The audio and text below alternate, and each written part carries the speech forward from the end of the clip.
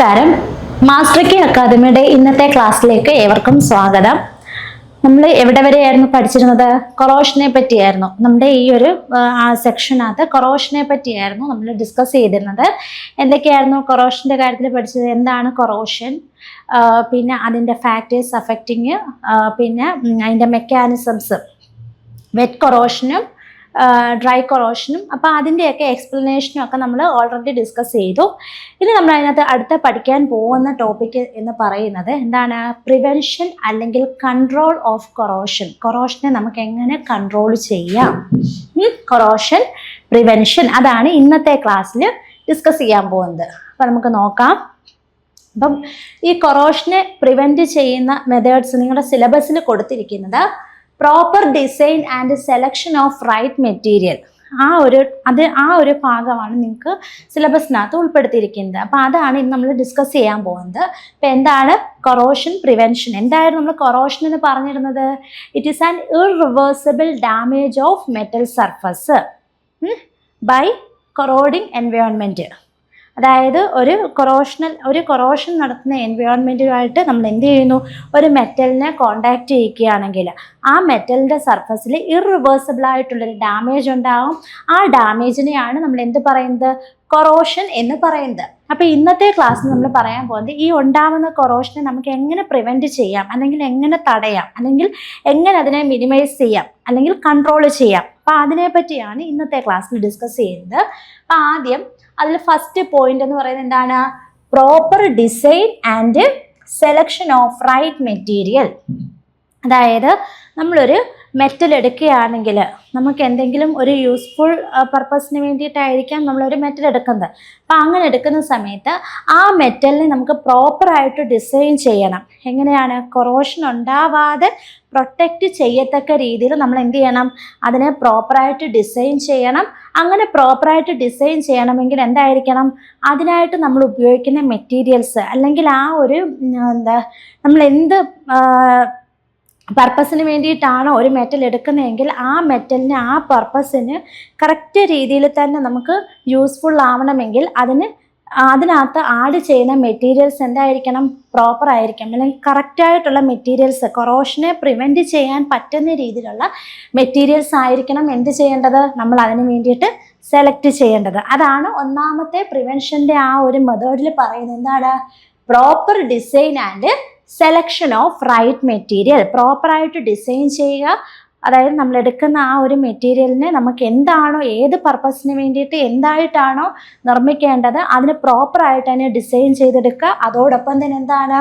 അതിന് യൂസ് ചെയ്യുന്ന material correct ആയിരിക്കണം. റൈറ്റ് മെറ്റീരിയൽ എന്ത് ചെയ്യുക? ഡിസൈൻ ചെയ്തെടുക്കുക.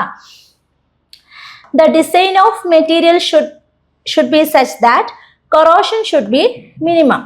അതായത് നമ്മൾ ഡിസൈൻ ചെയ്തെടുക്കുന്ന ആ മെറ്റീരിയൽ റൈറ്റ് മെറ്റീരിയൽ ആണെങ്കിൽ കൊറോഷൻ എന്തായിരിക്കും? മിനിമം ആയിരിക്കും. നമ്മൾ എടുക്കുന്ന മെറ്റീരിയലും അതുകൂട്ട് തന്നെ പ്രോപ്പറായിട്ടാണ് ആ മെറ്റലിനെ ഡിസൈൻ ചെയ്തിരിക്കുന്നതെങ്കിലും എന്തുണ്ടാവും? അവിടെ കൊറോഷനെ ഒരു പരിധി വരെ തടസ്സപ്പെടുത്താൻ കഴിയും, അല്ലെങ്കിൽ അതിനെ പ്രിവെൻറ്റ് ചെയ്യാൻ കഴിയും. കൊറോഷനെ നമുക്ക് എന്ത് ചെയ്യാം? മിനിമൈസ് ചെയ്യാൻ കഴിയും. It's important principle are. അതായത് നമുക്ക് കൊറോഷനെ പ്രിവെൻറ്റ് ചെയ്യാൻ വേണ്ടിയിട്ട് നമ്മളൊരു ബേസിക് ആയിട്ടുള്ള 2 പ്രിൻസിപ്പിൾ ആണ് യൂസ് ചെയ്യുന്നത്. അതിലൊന്നാമത് പറയുന്നതാണ് പ്രോപ്പർ ഡിസൈൻ. അപ്പം ഈ proper design and selection of right material എന്ന് പറയുന്നത് എന്താണ്?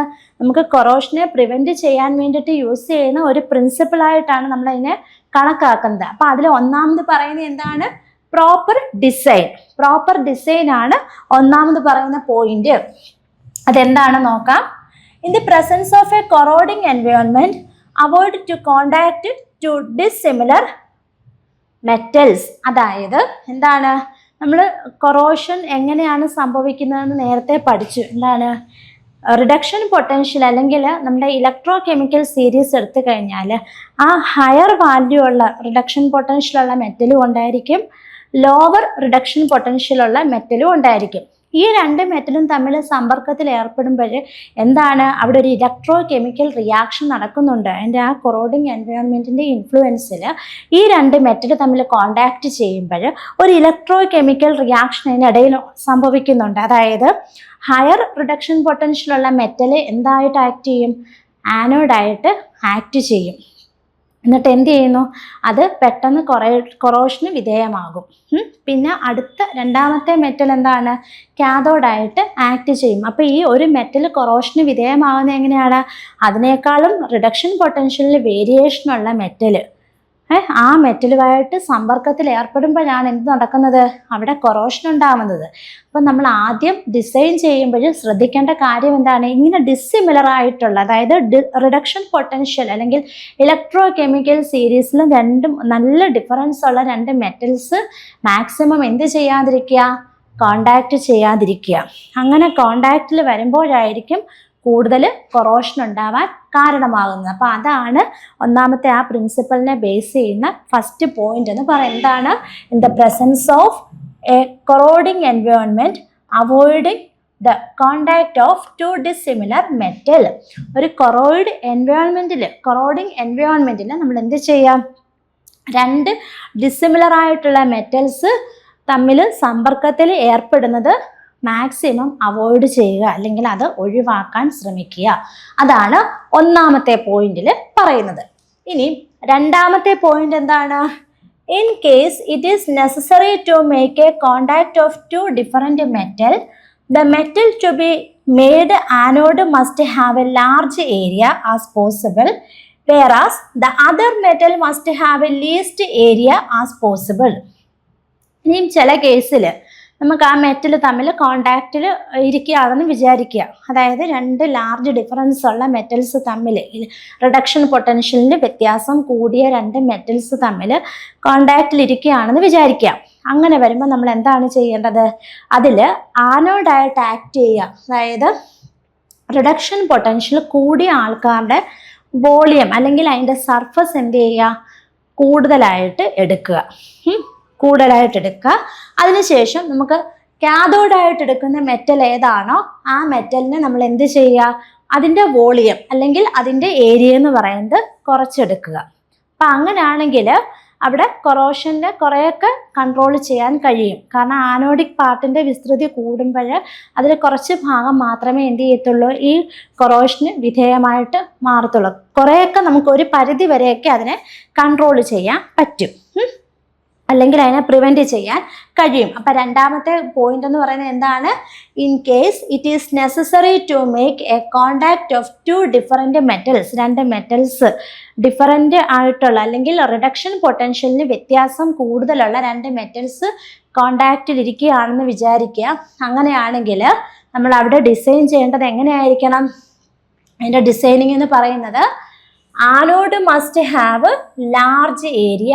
അതായത് നമ്മൾ എടുക്കുന്ന ആനോഡായിട്ട് കൺസിഡർ ചെയ്യുന്ന മെറ്റൽ എന്തായിട്ട് എടുക്കണം? അതിൻ്റെ ഏരിയ കൂടുതലായിട്ട് എടുക്കണം. രണ്ടാമത്തെ പോയിന്റ് എന്താണ്? The other metal that is cathode must have least area. അതായത് കാഥോഡിൻ്റെ പാർട്ടായിട്ട് വരുന്ന മെറ്റൽ നമ്മൾ എന്തെടുക്കണം? അതിൻ്റെ ഏരിയ കുറച്ചെടുക്കണം. അപ്പം അങ്ങനെ നമ്മളതിനെ കോണ്ടാക്ട് ചെയ്യുവാണെങ്കിൽ ഒരു പരിധി വരെ നമുക്ക് എന്ത് ചെയ്യാൻ പറ്റും? ഈ ഒരു കൊറോഷനെ പ്രിവെൻറ്റ് ചെയ്യാൻ പറ്റും. അപ്പം അതാണ് രണ്ടാമത്തെ പോയിന്റ്, ഡിസൈനിങ്ങിൽ വരുന്ന രണ്ടാമത്തെ പോയിന്റ്. ഇനി മൂന്നാമത്തെ പോയിന്റ് എന്താണെന്ന് നോക്കാം.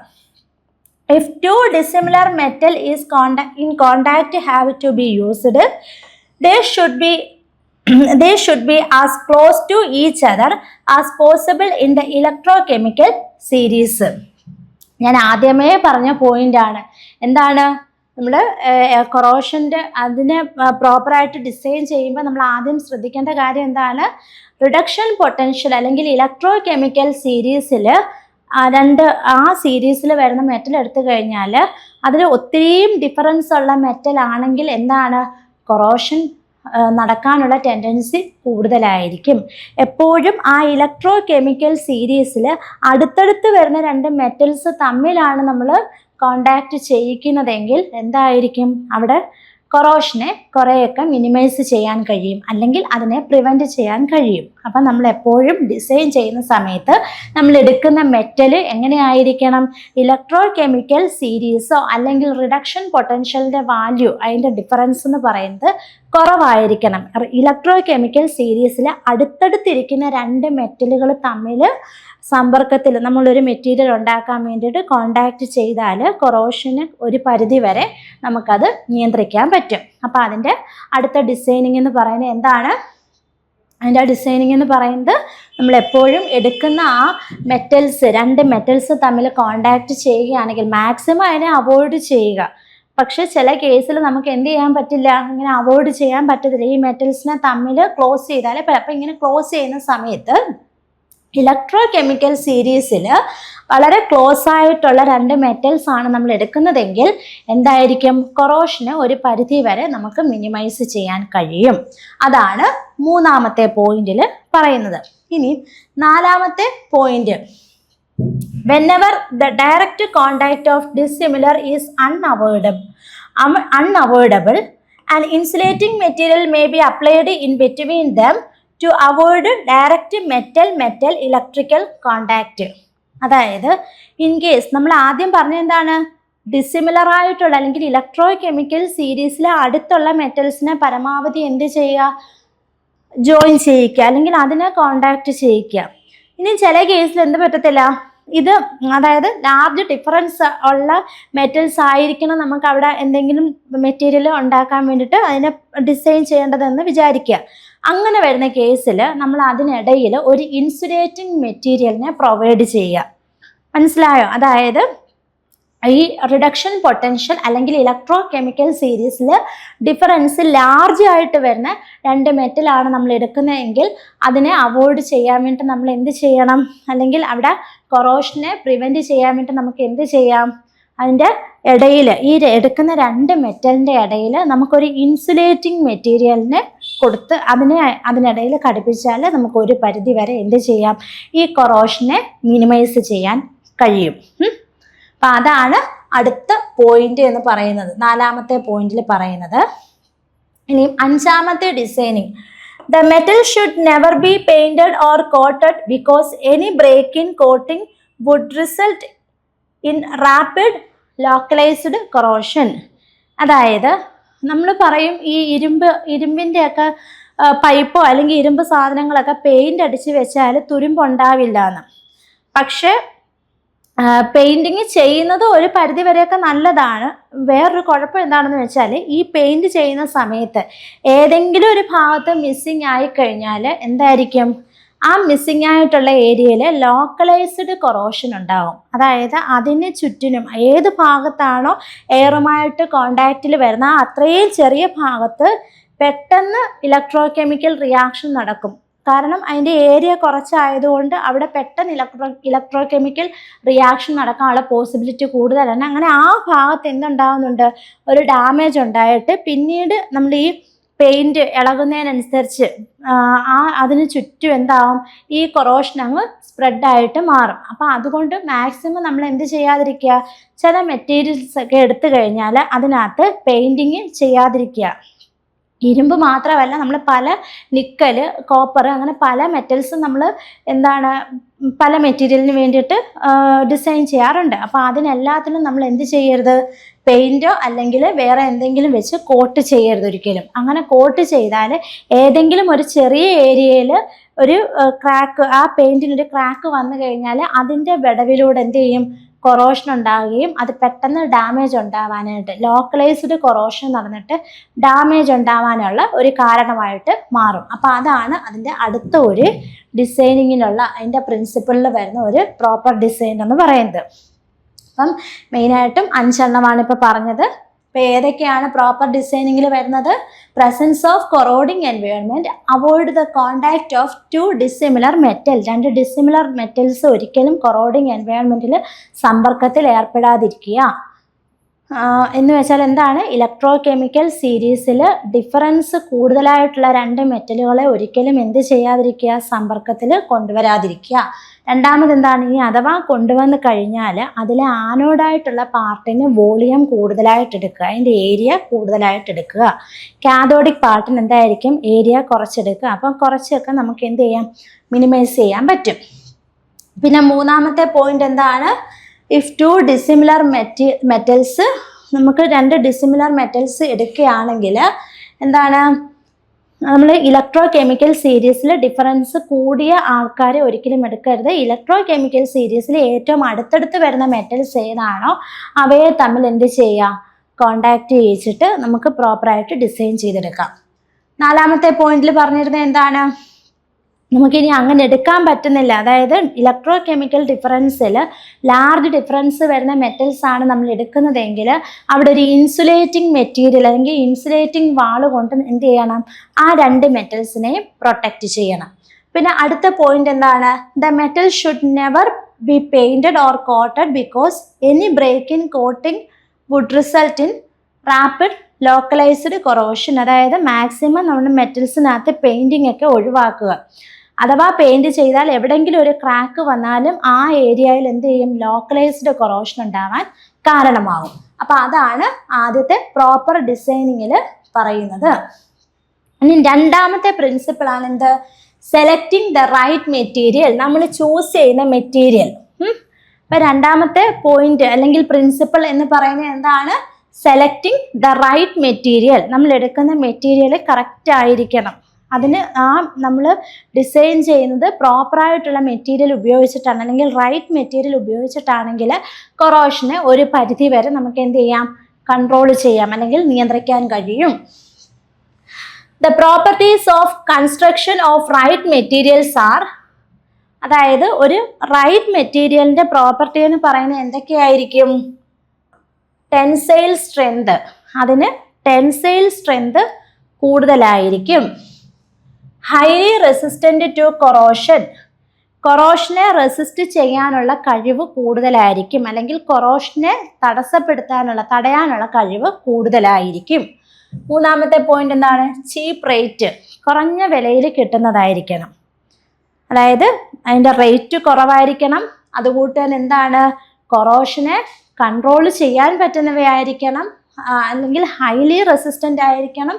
അടുത്ത എന്താണ്, ടെൻസൈൽ സ്ട്രെങ്ത് കൂടുതലായിരിക്കണം, നല്ല ടെൻസൈൽ സ്ട്രെങ്ത് ആയിട്ടുള്ള മെറ്റീരിയൽ ആയിരിക്കണം. അപ്പം അങ്ങനെയുള്ള മെറ്റീരിയൽസ് എടുക്കുകയാണെങ്കിൽ നമുക്ക് എന്തായിരിക്കും, കൊറോഷൻ പ്രോപ്പർട്ടി കുറച്ചൊക്കെ മിനിമൈസ് ചെയ്യാൻ കഴിയും. ഇനി നമ്മൾ സെലക്ട് ചെയ്യാം, മെറ്റീരിയലിനെ സെലക്ട് ചെയ്യുന്നത് ചില സ്റ്റെപ്സ്, താഴെ തന്നിരിക്കുന്ന കുറേ സ്റ്റെപ്സിനെ ബേസ് ചെയ്തിട്ടായിരിക്കും. അതിൽ ഒന്നാമത്തെ സ്റ്റെപ്പ് എന്ന് പറയുന്നത് എന്താണ്, പ്രയോർ സെലക്ഷൻ.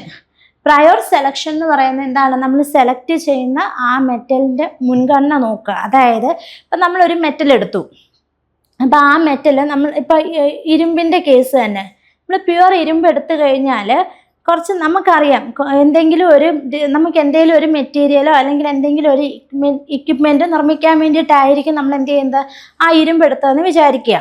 അപ്പോൾ ആ ഇരുമ്പ് നമുക്കറിയാം, ഇരുമ്പ് കുറച്ച് നാൾ കഴിയുമ്പോഴത്തേക്ക് എന്തുണ്ടാവും, അതിനൊരു റസ്റ്റിങ്, തുരുമ്പ് പിടിക്കാനുള്ള സാധ്യത കൂടുതലാണ്. കുറേ നാൾ കഴിയുമ്പോഴത്തേക്ക് വായുവിൽ സമ്പർക്കത്തിൽ വരുമ്പോഴത്തേക്ക് അതിന് തുരുമ്പ് പിടിച്ച് അത് പൊടിഞ്ഞ് നശിച്ചു തുടങ്ങും.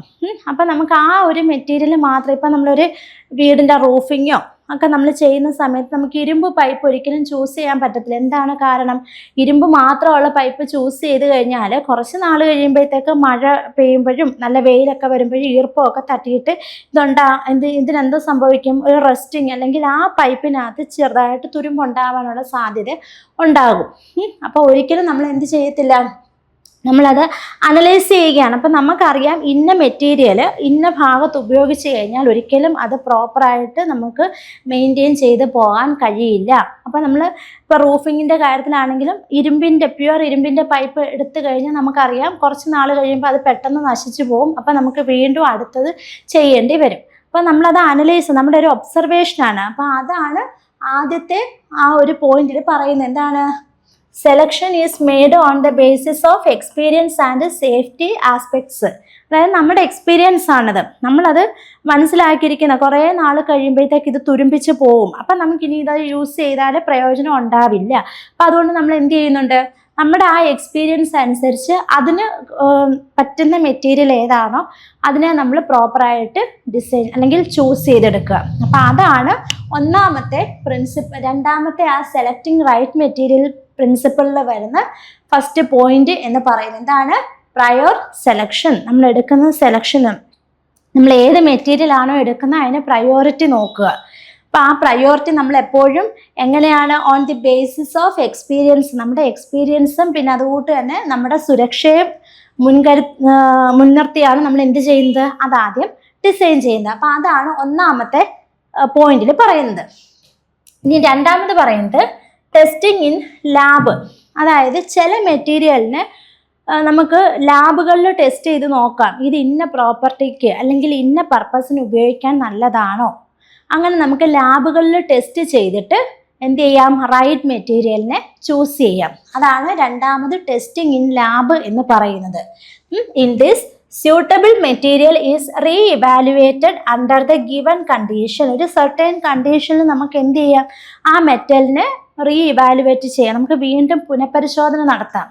അതിനകത്ത് എന്തൊക്കെ മാറ്റങ്ങൾ വരുത്തണോ, അല്ലെങ്കിൽ നമ്മൾ ഡിസൈൻ ചെയ്യുന്ന ആ മെറ്റീരിയൽ അതിന് സ്യൂട്ടബിൾ ആണോ, പ്രോപ്പറായിട്ടുള്ള മെറ്റീരിയൽ ആണോ എന്നൊക്കെ നമുക്ക് നോക്കാൻ വേണ്ടി നമുക്ക് എന്ത് ചെയ്യാം, ലാബിൽ ടെസ്റ്റ് ചെയ്ത് നോക്കാം. അപ്പോൾ അതാണ് രണ്ടാമത്തെ പോയിന്റ്, ടെസ്റ്റിംഗ് ഇൻ ലാബ് എന്ന് പറയുന്നത്. ഇനി മൂന്നാമത്തെ റൈറ്റ് മെറ്റീരിയലിന്റെ സെലക്ഷനിൽ പറയുന്നത് എന്താണ്? Explanation of result. In this result like effect of impurity, excess temperature and pressure. അതായത് നമുക്ക് എക്സാമിൻ ചെയ്തിട്ട് നമുക്കിപ്പോൾ ഒരു മെറ്റൽ എടുത്തു കഴിഞ്ഞാൽ അതിൽ ടെമ്പറേച്ചറിൻ്റെ കണ്ടീഷൻ, നമ്മളിപ്പോൾ ഒരു ടെമ്പറേച്ചർ കൂട്ടിയാൽ ആ മെറ്റലിന് എന്തെങ്കിലും ഡാമേജ് ഉണ്ടാവുന്നുണ്ടോ, അല്ലെങ്കിൽ പ്രഷറിൻ്റെ ഇൻഫ്ലുവൻസിന് അതിന് എന്തെങ്കിലും ഡാമേജ് ഉണ്ടാവുന്നുണ്ടോ, പ്രഷർ കൂട്ടിക്കഴിഞ്ഞാൽ അത് എന്ത് ചെയ്യുന്നുണ്ട്, ഇംപ്ലോഷനൊക്കെ ഉണ്ട്, ആ മെറ്റലിന് എന്തെങ്കിലുമൊക്കെ അത് ഡാമേജ് ആയിട്ട് മാറുന്നുണ്ടോ, അതിങ്ങനെ ഒടിഞ്ഞ് പോകുന്നുണ്ടോ എന്നൊക്കെ നമുക്ക് എന്ത് ചെയ്യാം, അനലൈസ് ചെയ്യാം. പിന്നെ അതുകൂട്ട് തന്നെ എന്തെങ്കിലും ഇമ്പ്യൂരിറ്റീസ് അതിനകത്തുണ്ടെങ്കിൽ ആ ഇമ്പ്യൂരിറ്റിൻ്റെ ഇൻഫ്ലുവൻസ് മൂലം അതിനെന്തെങ്കിലും ഡാമേജ് ഉണ്ടാവുന്നുണ്ടോ, അങ്ങനെ നമുക്ക് എന്ത് ചെയ്യാൻ പറ്റും, അതിനെ അനലൈസ് ചെയ്യാൻ പറ്റും. അപ്പം അങ്ങനെ അനലൈസ് ചെയ്തിട്ട് അതിൻ്റെ റിസൾട്ടിനെ വെച്ചിട്ട് നമുക്ക് എന്ത് ചെയ്യാം, ഒരു പ്രോപ്പർ മെറ്റീരിയലിനെ സെലക്ട് ചെയ്യാൻ പറ്റും, റൈറ്റ് മെറ്റീരിയലിനെ സെലക്ട് ചെയ്യാൻ പറ്റും. അതായത് നമ്മളിപ്പം ഏതെങ്കിലും ഒരു മെറ്റൽ എടുത്തു, അപ്പം ആ മെറ്റലിനെ നമ്മളിപ്പം ഒത്തിരി ടെമ്പറേച്ചർ കൊടുക്കുകയാണെന്ന് വിചാരിക്കുക. അപ്പം ഹീറ്റിനെ റെസിസ്റ്റ് ചെയ്യാനുള്ള കഴിവില്ല എന്നുണ്ടെങ്കിൽ എന്താണ്, അത് ഡാമേജ് ആയി പോകത്തില്ലേ. അപ്പം നമ്മൾ എന്തെങ്കിലും ഒരു മെറ്റീരിയലിൻ്റെ ഡിസൈനിങ്ങിന് വേണ്ടി അല്ലെങ്കിൽ എന്തെങ്കിലും ഒരു ഉപകരണം ഉണ്ടാക്കാനാണെങ്കിൽ ചിലപ്പോൾ ഹീറ്റ് റെസിസ്റ്റൻ്റ് വേണ്ട മെറ്റലായിരിക്കണം അവിടെ ഉപയോഗിക്കുന്നത്. അപ്പം അങ്ങനെ വരുന്ന കേസിൽ നമ്മൾ ഈ ഒരു മെറ്റൽ എടുത്ത് ടെമ്പറേച്ചറിനെ റെസിസ്റ്റ് ചെയ്യാൻ കഴിയാത്ത ഒരു മെറ്റൽ എടുത്തു കഴിഞ്ഞാൽ നമുക്ക് ആ ഒരു മെറ്റീരിയൽ നിർമ്മിക്കാൻ പറ്റുമോ, അല്ലെങ്കിൽ നമുക്ക് ആ പ്രോപ്പറായിട്ട് നമുക്ക് വേണ്ട ഉപകരണത്തിന് നമുക്ക് ഡിസൈൻ ചെയ്തെടുക്കാൻ പറ്റുമോ?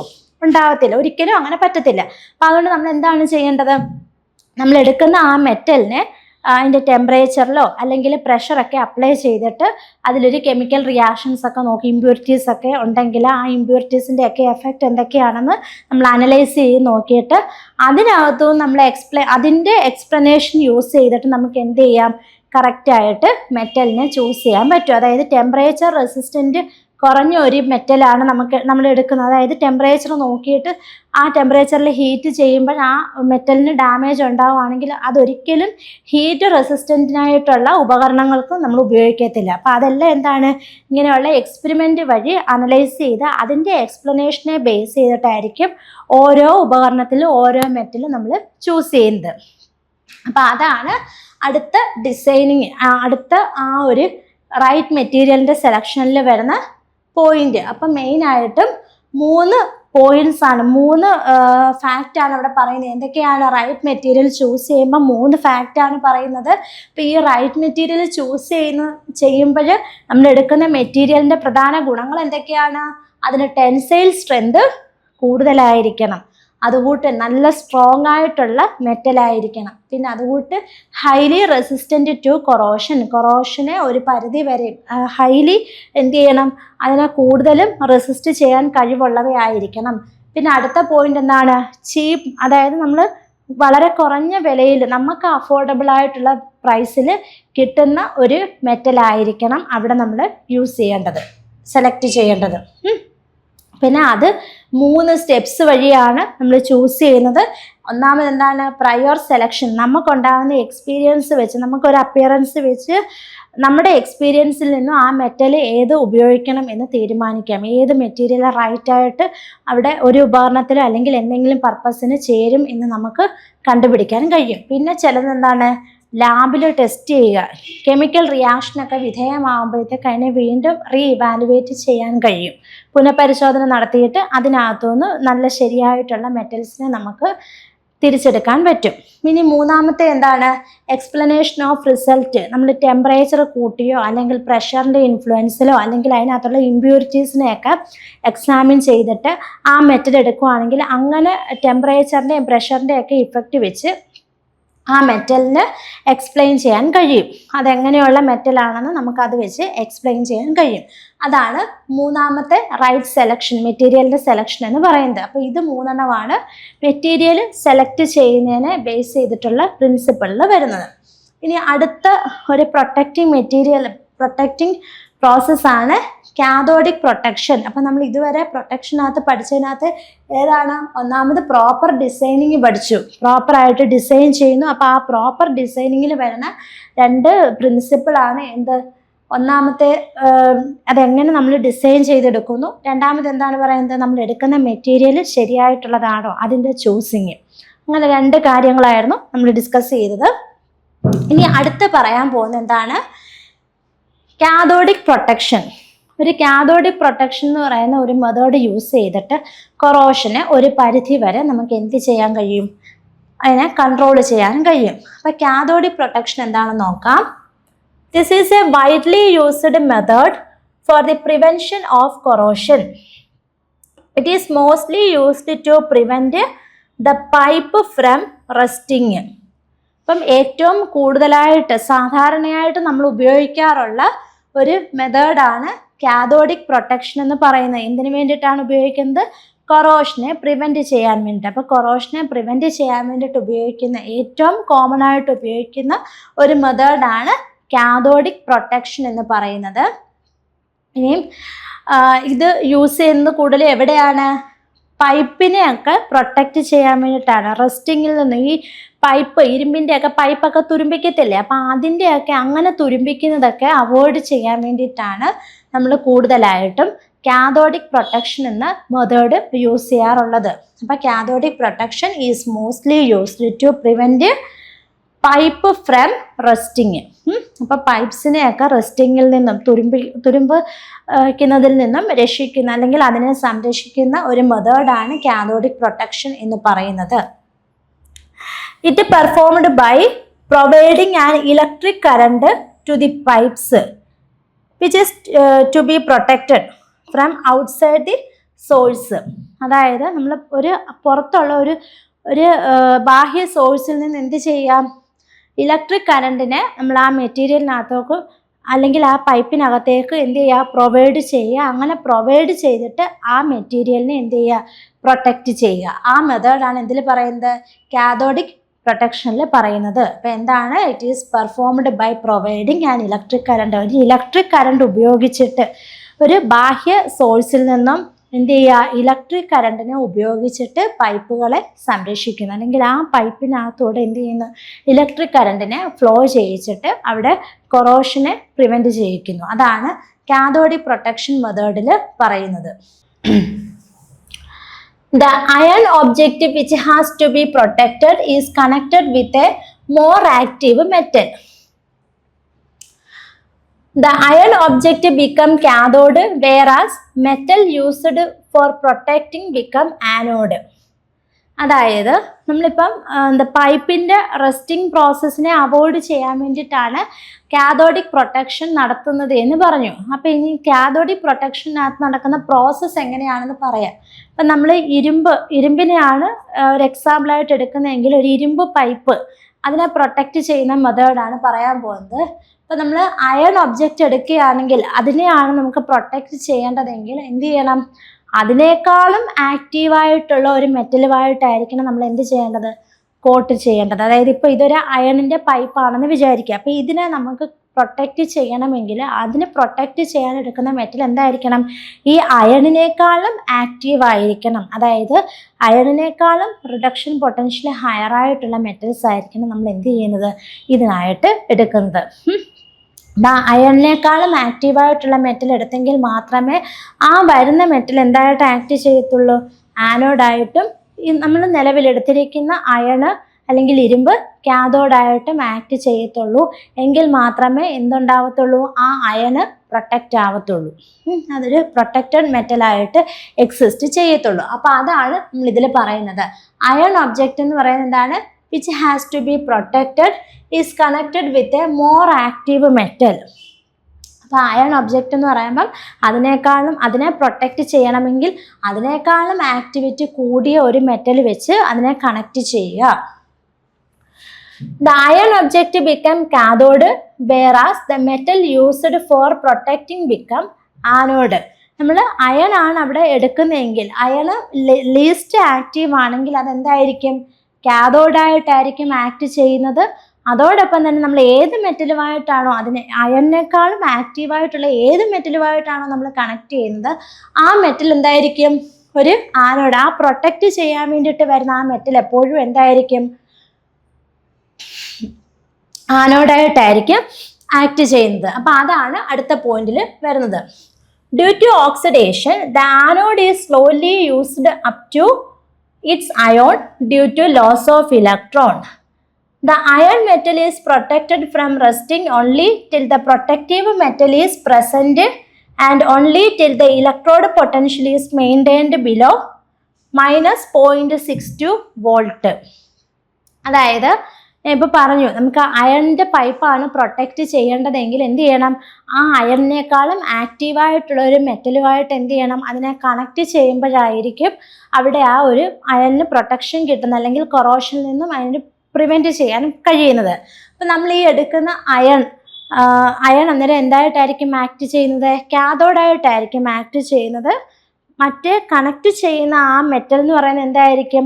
ഒരു ആനോഡായിട്ട് പ്രൊട്ടക്റ്റീവായിട്ട് വരുന്ന ആ മെറ്റൽ എപ്പോഴും ഒരു ആനോഡായിട്ടായിരിക്കും ആക്ട് ചെയ്യുന്നത്.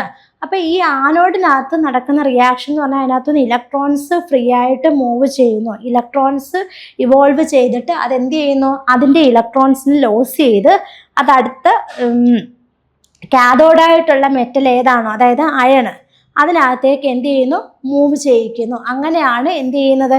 ഈ അയണിനെ അവിടെ പ്രൊട്ടക്റ്റ് ചെയ്യുന്നത്. ഇനി ഇവിടെ പ്രൊട്ടക്റ്റ് ചെയ്യുമ്പോൾ ഉള്ള കണ്ടീഷൻ എന്തായിരിക്കണം? അവിടുത്തെ ഇലക്ട്രോഡ് പൊട്ടൻഷ്യൽ എന്ന് പറയുന്നത് എപ്പോഴും -0.62 വോൾട്ടിന് താഴെയായിട്ട് മെയിൻറ്റെയിൻ ചെയ്തിരിക്കണം. എങ്കിൽ മാത്രമേ അവിടെ ആ ഒരു പ്രൊട്ടക്റ്റിംഗ് ഇഫക്റ്റ് ഉണ്ടാവുകയുള്ളൂ.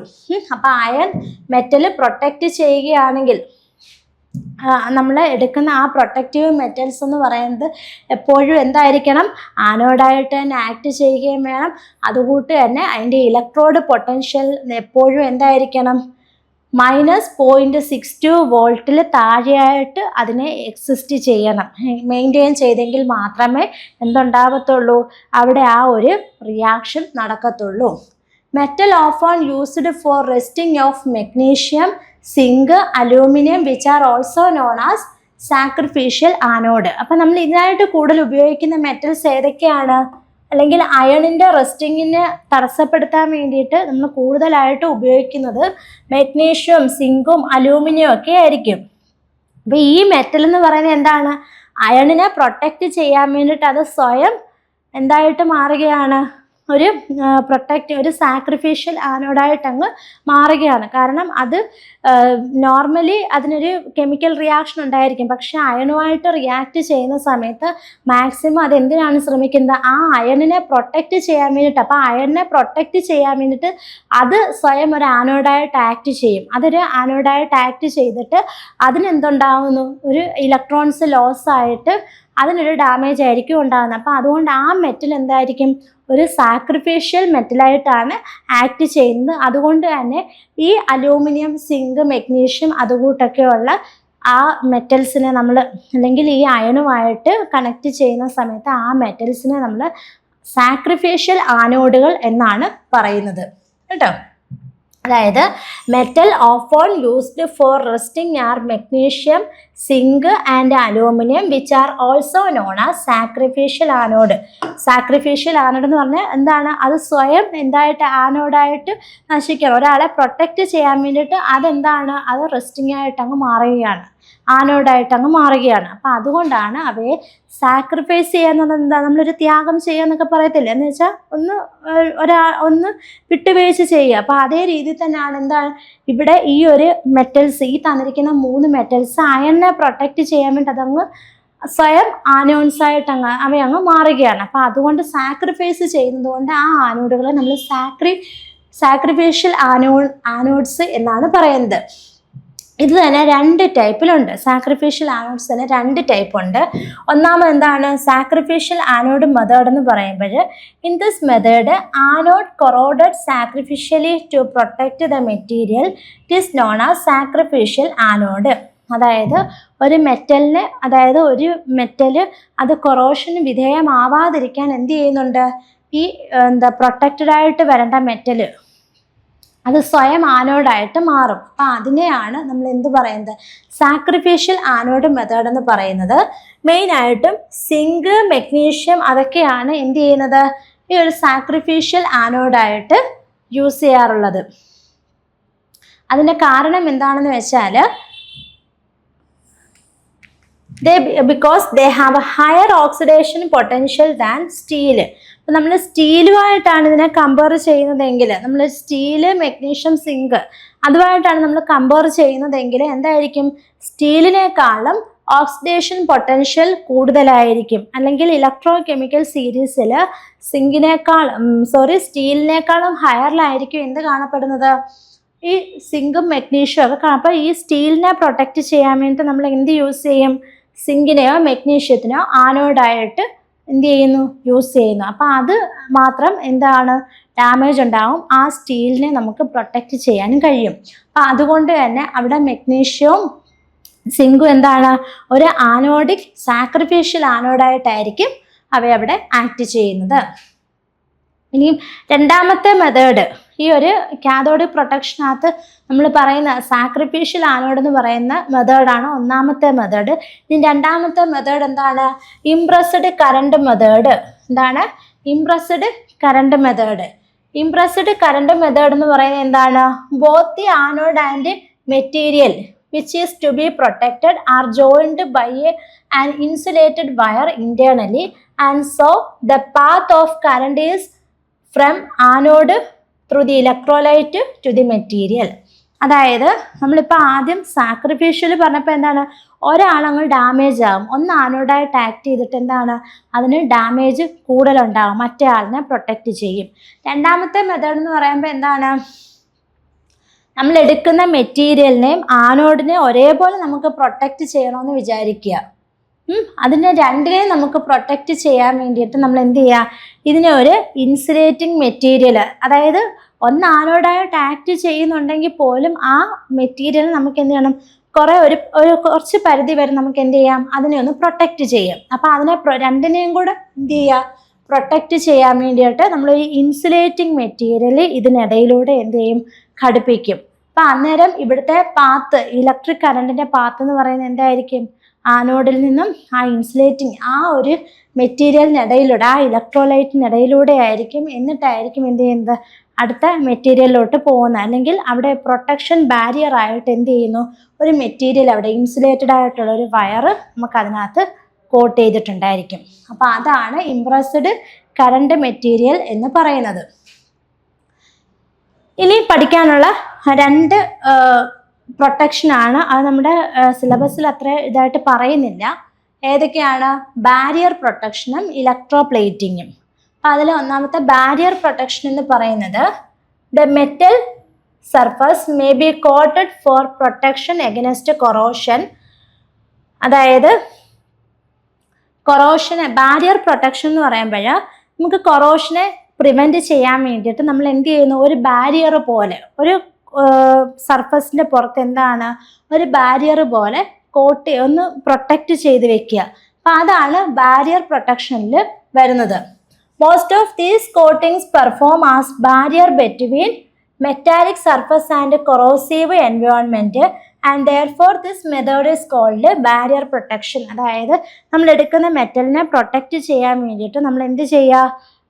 എൻവയോൺമെൻറ്റുമായിട്ട് നേരിട്ട് വരാതിരിക്കാൻ, കോണ്ടാക്ട് ചെയ്യാതിരിക്കാൻ വേണ്ടിയിട്ട് അതിനിടയിൽ ഒരു ബാരിയർ പോലെ എന്തെങ്കിലും ഒരു മെറ്റീരിയൽ വെച്ച് നമ്മളതിനെ പ്രൊട്ടക്റ്റ് ചെയ്തെടുക്കുക.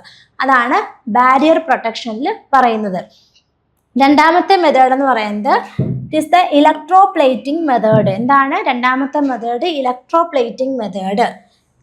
It is the method of coating one metal over another by passing electric current through the solution. അതായത് നമ്മൾ ഇലക്ട്രിക് കറണ്ട് പാസ് ചെയ്തിട്ട് ഒരു മെറ്റലിൻ്റെ പുറത്ത് വേറൊരു മെറ്റലിനെ കോട്ട് ചെയ്തെടുക്കുന്ന മെത്തേഡാണ് ഇലക്ട്രോപ്ലേറ്റിംഗ് മെത്തേഡ് എന്ന് പറയുന്നത്. എന്താണ്? ഒരു മെറ്റലിനെ പ്രൊട്ടക്റ്റ് ചെയ്യാൻ വേറൊരു മെറ്റൽ വെച്ച് കോട്ട് ചെയ്യും. എങ്ങനെയാണ് കോട്ട് ചെയ്യുന്നത്? By passing electric current through a solution. ഇപ്പോൾ ഇലക്ട്രിക് കറണ്ടിനെ നമ്മൾ പാസ് ചെയ്യിച്ചിട്ട് എന്ത് ചെയ്യുന്നു? ഒരു മെറ്റലിനെ മറ്റൊരു മെറ്റൽ കൊണ്ട് കോട്ട് ചെയ്യുന്നു.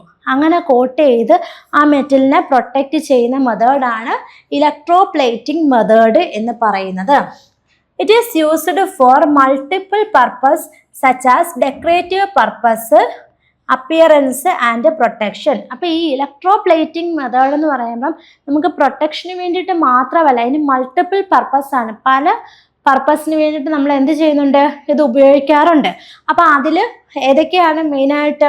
ഡെക്കറേറ്റീവ് പർപ്പസ്, അതായത് നമ്മൾ എന്തെങ്കിലും ഒരു മെറ്റീരിയൽ നല്ല ഭംഗിയായിട്ട് കാണപ്പെടാൻ വേണ്ടിയിട്ട്, ഗ്ലേസിംഗ് ആയിട്ടൊക്കെ കാണപ്പെടാൻ വേണ്ടിയിട്ട് ഡെക്കറേറ്റീവായിട്ടുള്ള പർപ്പസിന് വേണ്ടിയിട്ട് ഉപയോഗിക്കാറുണ്ട്. പിന്നെ എന്താണ്? അപ്പിയറൻസ്, നമ്മൾ കാണുമ്പോൾ നല്ല ഷൈനി ആയിട്ടൊക്കെ തോന്നിക്കാൻ വേണ്ടിയിട്ട് എന്ത് ചെയ്യുന്നുണ്ട്? ഈ ഇലക്ട്രോപ്ലേറ്റിംഗ് മെത്തേഡ് യൂസ് ചെയ്യാറുണ്ട്. പിന്നെ അതുകൂട്ട് തന്നെ ഡാമേജിൽ നിന്ന് പ്രൊട്ടക്റ്റ് ചെയ്യാൻ വേണ്ടിയിട്ടും കൊറോഷനിൽ നിന്ന് പ്രൊട്ടക്റ്റ് ചെയ്യാൻ വേണ്ടിയിട്ട് നമ്മൾ എന്ത് യൂസ് ചെയ്യാറുണ്ട്? ഈ ഇലക്ട്രോപ്ലേറ്റിംഗ് മെത്തേഡ് യൂസ് ചെയ്യാറുണ്ട്. Chromium plating can be used for coat over the vehicle wheel rims. അപ്പോൾ അതിൻ്റെ എക്സാമ്പിളാണ് പറയുന്നത് ക്രോമിയം പ്ലേറ്റിംഗ്. ക്രോമിയം വെച്ച് പ്ലേറ്റ് ചെയ്യുക. എന്താണ്? ഈ വെഹിക്കിളിൻ്റെയൊക്കെ വീൽ റിമ്മിൽ ക്രോമിയം വെച്ച് പ്ലേറ്റ് ചെയ്യുമ്പോഴത്തേക്ക് എന്താണ്? നമുക്ക് കൊറോഷനെയൊക്കെ പ്രിവെൻറ്റ് ചെയ്യാൻ കഴിയും. അതുകൂട്ട് തന്നെ gas burners to resist corrosion. ഗ്യാസിൻ്റെയൊക്കെ ബർണറിൻ്റെ ആ ഭാഗത്ത് എന്താണ്? കൊറോഷൻ ഉണ്ടാവാതിരിക്കാൻ വേണ്ടിയിട്ട് നമുക്ക് എന്ത് യൂസ് ചെയ്യാം? ഈ ഒരു ക്രോമിയം പ്ലേറ്റിംഗ് ഉപയോഗിക്കാം. അല്ലെങ്കിൽ ക്രോമിയം വെച്ച് എന്ത് ചെയ്യുന്നു? അതിനെ കോട്ട് ചെയ്യും. നമ്മൾ എടുക്കുന്ന ആ മെറ്റലിൻ്റെ പുറത്ത് ക്രോമിയം വെച്ച്, ഇപ്പോൾ ഇരുമ്പിൻ്റെ ആണെങ്കിൽ അതിൻ്റെ പുറത്ത് എന്താണ്? ക്രോമിയം വെച്ചിട്ട് കോട്ടിങ് ചെയ്യും. Nickel plating is used for decorative purpose and also for various machinery parts. Nickel വെച്ച് കോട്ടിങ് ചെയ്യാം. അപ്പോൾ അതെന്തിനു വേണ്ടിയിട്ടാണ്? കൂടുതലും ഡെക്കറേറ്റീവ് പർപ്പസിന് വേണ്ടിയിട്ടാണ്. നല്ല ഗ്ലേസിങ്ങോടൊക്കെ കാണാൻ വേണ്ടിയിട്ടാണ് നമ്മൾ എടുക്കുന്ന ആ മെറ്റീരിയൽ നല്ല ഭംഗിയായിട്ട് കാണാൻ വേണ്ടിയിട്ട് എന്താണ്? ഡെക്കറേറ്റീവ് പർപ്പസിന് വേണ്ടിയിട്ട് ഉപയോഗിക്കും. അതുകൂട്ട് തന്നെ ചില മെഷീനറി പാർട്സിൽ, മിക്ക മെഷീൻസിനകത്തൊക്കെ അതിൻ്റെ പാർട്സ് പ്രൊട്ടക്റ്റ് ചെയ്യാൻ വേണ്ടിയിട്ട്, കൊറോഷനിൽ നിന്നുമൊക്കെ തടസ്സപ്പെടുത്താൻ വേണ്ടിയിട്ട്, പ്രിവെൻറ്റ് ചെയ്യാൻ വേണ്ടിയിട്ട് നിക്കൽ പ്ലേറ്റിംഗ് ഉപയോഗിക്കാറുണ്ട്. അപ്പോൾ ഇത്രയുമാണ് നമ്മൾ എന്ത് ചെയ്യുന്നത്? കൊറോഷൻ്റെ പ്രിവെൻഷനകത്ത് പറയുന്നത്. എന്തൊക്കെയാണ്? ആദ്യം കൊറോഷൻ്റെ പ്രിവെൻഷനിൽ പ്രോപ്പർ ഡിസൈൻ ചെയ്യുന്ന കാര്യം പറഞ്ഞു. പ്രോപ്പർ ഡിസൈനിങ് എന്ന് പറയുമ്പോൾ അതിൻ്റെ ഇമ്പോർട്ടൻ്റ് പ്രിൻസിപ്പിൾ എന്തൊക്കെയാണ്? നമ്മൾ ഒരിക്കലും ലാർജ് ഡിഫറൻറ്റ് റിഡക്ഷൻ പൊട്ടൻഷ്യൽ ഉള്ള മെറ്റൽസ് ഒരിക്കലും മാക്സിമം അടുത്ത് കൊണ്ടുവരാതിരിക്കുക. അഥവാ കൊണ്ടുവരുവാണെങ്കിൽ തന്നെ ഒന്നിൻ്റെ സർഫസ് ഏരിയ കൂടുതലായിരിക്കണം. ആനോഡിൻ്റെ ഏരിയ കൂടുതലും കാഥോഡിൻ്റെ ഏരിയ കുറവായിരിക്കണം. പിന്നെ നമ്മൾ പറയുന്നത് എന്താണ്, ഡിസിമിലർ മെറ്റൽസ് കൊണ്ടുവരികയാണെങ്കിൽ അത് ഇലക്ട്രോ കെമിക്കൽ സീരീസിൽ മാക്സിമം അടുത്തിരിക്കുന്ന മെറ്റലുകൾ തമ്മിൽ കോണ്ടാക്ട് ചെയ്യിക്കാവൂ. പിന്നെ പറയുന്നത് എന്താണ്, ഇൻസുലേറ്റിംഗ് മെറ്റീരിയൽ ഇടയ്ക്ക് വെക്കുകയാണെങ്കിൽ ഒരു പരിധി വരെ നമുക്ക് ഈ ഇലക്ട്രോൺസിനെ മൂവ്മെൻറ്റിനെയൊക്കെ ഒന്ന് തടസ്സപ്പെടുത്തിയിട്ട് എന്ത് ചെയ്യാം, ആ കൊറോഷനെ പ്രിവെൻറ്റ് ചെയ്യാൻ പറ്റും. പിന്നെ നമ്മൾ പെയിൻറ്റിങ് ചെയ്യുന്നത് കുറേയൊക്കെ എന്താണ് അതിന് ദോഷകരമായിരിക്കും. കാരണം പെയിൻറ്റിങ്ങിൽ കുറച്ച് നാൾ കഴിയുമ്പോഴത്തേക്ക് ക്രാക്ക് ഉണ്ടാവുകയും അതിനിടയിലൂടെ എന്താണ് ഒരു ലോക്കലൈസ്ഡ് കൊറോഷൻ ഉണ്ടാവാൻ കാരണമാവും. അപ്പോൾ ഇതൊക്കെയാണ് പ്രോപ്പർ ഡിസൈനിങ്ങിൽ വരുന്നത്. പിന്നെ നമ്മൾ പഠിച്ചത് എന്താണ്, സെലക്ടിങ് ദ റൈറ്റ് മെറ്റീരിയൽ. നമ്മൾ എടുക്കുന്ന മെറ്റീരിയൽ എങ്ങനെയുള്ളതാണ്, റൈറ്റ് മെറ്റീരിയൽ ആണോ, അപ്പോൾ അതിനെ പറ്റിയുള്ളതാണ് അടുത്തതിൽ പറയുന്നത്. അപ്പോൾ റൈറ്റ് മെറ്റീരിയൽ സെലക്ട് ചെയ്യുമ്പോഴത്തേക്ക് നമ്മൾ കുറേ ഫാക്ടേഴ്സ് അവിടെ പറയുന്നുണ്ട്. മെയിനായിട്ട് 3 ഫാക്ടേഴ്സാണ് അവിടെ പറയുന്നത്. എന്താണ്, പ്രയോർ സെലക്ഷൻ, നമ്മൾ ഒബ്സർവേഷൻ, നമ്മൾ കണ്ടെത്തിയ കാര്യങ്ങളിലൂടെ എന്ത് ചെയ്യാം, അതിൽ ഏത് മെറ്റൽ വേണം അവിടെ ചൂസ് ചെയ്യേണ്ടത് എന്ന് തീരുമാനിക്കാം. രണ്ടാമത് എന്താണ്, ടെസ്റ്റിംഗ് ഇൻ ലാബ്. ചിലതിൻ്റെ കെമിക്കൽ പ്രോപ്പർട്ടീസ് ഒക്കെ അനലൈസ് ചെയ്യാൻ വേണ്ടിയിട്ട് നമുക്ക് ലാബിൽ എന്താണ് റീഇവാലുവേറ്റ് ചെയ്യാൻ വേണ്ടിയിട്ടൊക്കെ ഉപയോഗിക്കാം.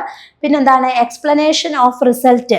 നമുക്ക് കിട്ടിയ റിസൾട്ട് ഇപ്പോൾ ടെമ്പറേച്ചറോ പ്രഷറോ അതിൻ്റെയൊക്കെ കണ്ടീഷനിൽ അതിൻ്റെ റിയാക്ഷൻ എങ്ങനെയാണെന്നൊക്കെ അനലൈസ് ചെയ്ത് അതിൻ്റെ എക്സ്പ്ലനേഷൻ വെച്ചിട്ട് നമുക്ക് മെറ്റലിനെ പ്രോപ്പറായിട്ട് ഡിസൈൻ ചെയ്യാം, അല്ലെങ്കിൽ മെറ്റീരിയലിനെ ചൂസ് ചെയ്യാം.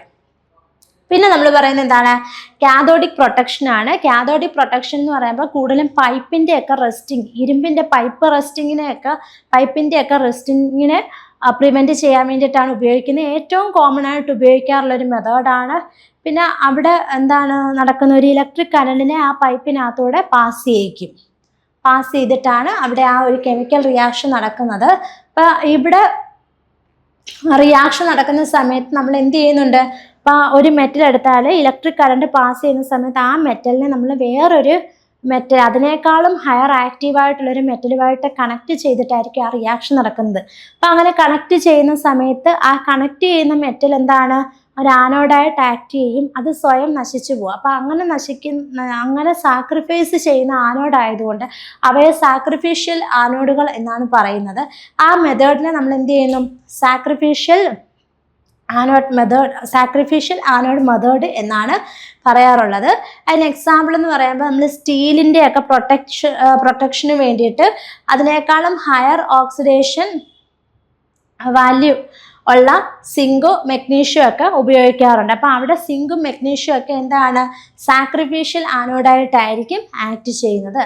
പിന്നെ നമ്മൾ പറഞ്ഞിരുന്ന അടുത്ത മെത്തേഡ് എന്താണ്, impressed current method. Impressed current method എന്ന് പറയുമ്പോഴത്തേക്ക് ഈ മെറ്റൽസിനെ നമ്മളൊരു രണ്ടിനെയും പ്രൊട്ടക്റ്റ് ചെയ്യാൻ വേണ്ടിയിട്ട് അതിനിടയ്ക്ക് ഒരു ഇൻസുലേറ്റിംഗ് വയർ നമ്മളിടയ്ക്ക് ഘടിപ്പിക്കുക. എന്നിട്ട് എന്ത് ചെയ്യുന്നു, കറണ്ട് പാസ് ചെയ്യിച്ചിട്ട് അവിടെ ആ ഒരു റിയാക്ഷൻ നടത്തുക. പിന്നെ പറഞ്ഞിരിക്കുന്ന ബാരിയർ പ്രൊട്ടക്ഷനും ഇലക്ട്രോ പ്ലേറ്റിങ്ങുമാണ്. ബാരിയർ പ്രൊട്ടക്ഷൻ എന്ന് പറയുമ്പോൾ ഒരു മെറ്റലിനെ പ്രൊട്ടക്റ്റ് ചെയ്യാൻ വേണ്ടിയിട്ട് മറ്റൊരു മെറ്റലുമായിട്ട് അല്ലെങ്കിൽ എൻവയോൺമെൻറ്റുമായിട്ട് കോണ്ടാക്ട് ചെയ്യാതിരിക്കാൻ വേറൊരു മെറ്റലിനെ കൊണ്ട് അതിനെ എന്ത് ചെയ്യുക, കോട്ട് ചെയ്യിക്കുക. അതാണ് ബാരിയർ പ്രൊട്ടക്ഷൻ എന്ന് പറയുന്നത്. പിന്നെ ഉള്ള ഇലക്ട്രോ പ്ലേറ്റിംഗ് എന്ന് പറയുമ്പോൾ അത് പല പർപ്പസിന് വേണ്ടി, ഡെക്കറേറ്റീവ് പർപ്പസിനും കൊറോഷൻ പ്രിവെൻഷനും പിന്നെ ഷൈനിങ് ആയിട്ടൊക്കെ കാണപ്പെടാനും ഒക്കെ നമ്മൾ എന്ത് ചെയ്യുന്നുണ്ട്, അതിൻ്റെ അപ്പിയറൻസ് ഒക്കെ ഗുഡായിട്ടിരിക്കാൻ വേണ്ടിയിട്ടും ഒക്കെ നമ്മൾ ഈ ഇലക്ട്രോ പ്ലേറ്റിംഗ് യൂസ് ചെയ്യാറുണ്ട്. അതായത് കറണ്ട് പാസ് ചെയ്തിട്ട് ഒരു മെറ്റലിനെ മറ്റൊരു മെറ്റൽ വെച്ച് കോട്ട് ചെയ്യുക. അങ്ങനെ ഒരു മെറ്റലിൻ്റെ പുറത്ത് മറ്റൊരു മെറ്റലിനെ കോട്ട് ചെയ്യുന്ന പ്രോസസ്സാണ് ഇലക്ട്രോ പ്ലേറ്റിംഗ് പ്രോസസ്സ് എന്ന് പറയുന്നത്. അപ്പം അതിന് എക്സാമ്പിൾ ക്രോമിയം ഒക്കെ ഈ വെഹിക്കിളിൻ്റെ ഒക്കെ സ്റ്റീൽ റിമ്മിനകത്തും പിന്നെ അതുപോലെ തന്നെ ബർണറിൻ്റെ ഒക്കെ കോട്ടിംഗ് ആയിട്ട് നമ്മൾ എന്ത് യൂസ് ചെയ്യാറുണ്ട്, ക്രോമിയം വെച്ച് പ്ലേറ്റ് ചെയ്യാറുണ്ട്. പിന്നെ അതുകൂട്ട് തന്നെ ചില മെഷീൻസിനകത്തൊക്കെ നല്ല ഭംഗിയിൽ കാണാനും അല്ലെങ്കിൽ കൊറോഷനെ പ്രൊട്ടക്റ്റ് ചെയ്യാൻ വേണ്ടിയിട്ടുമൊക്കെ നിക്കൽ എന്ത് ചെയ്യുന്നുണ്ട്, ഒരു കോട്ടിംഗ് ആയിട്ട് യൂസ് ചെയ്യാറുണ്ട്. ഇപ്പോൾ കറണ്ട് പാസ് ചെയ്തിട്ട് അതിനെ കോട്ട് ചെയ്ത് ഒരു പ്രൊട്ടക്റ്റീവ് ലെയറായിട്ടൊക്കെ യൂസ് ചെയ്യാറുണ്ട്. അപ്പോൾ അതാണ് ഇലക്ട്രോ പ്ലേറ്റിംഗ് മെത്തേഡ് എന്ന് പറയുന്നത്. അപ്പോൾ ഇത്രയും കാര്യങ്ങളാണ് നമ്മൾ ഇന്നത്തെ ക്ലാസ്സിൽ പഠിച്ചത്. അപ്പോൾ നമ്മുടെ കൊറോഷൻ്റെ പാർട്ട് ഏകദേശം ആയിട്ടുണ്ട്. അപ്പോൾ നിങ്ങൾക്ക് ഇന്നത്തെ ക്ലാസ് മനസ്സിലായി എന്ന് വിശ്വസിക്കുന്നു. അപ്പോൾ നമുക്ക് അടുത്ത ക്ലാസ്സിൽ വീണ്ടും കാണാം. അതുവരെ താങ്ക് യു.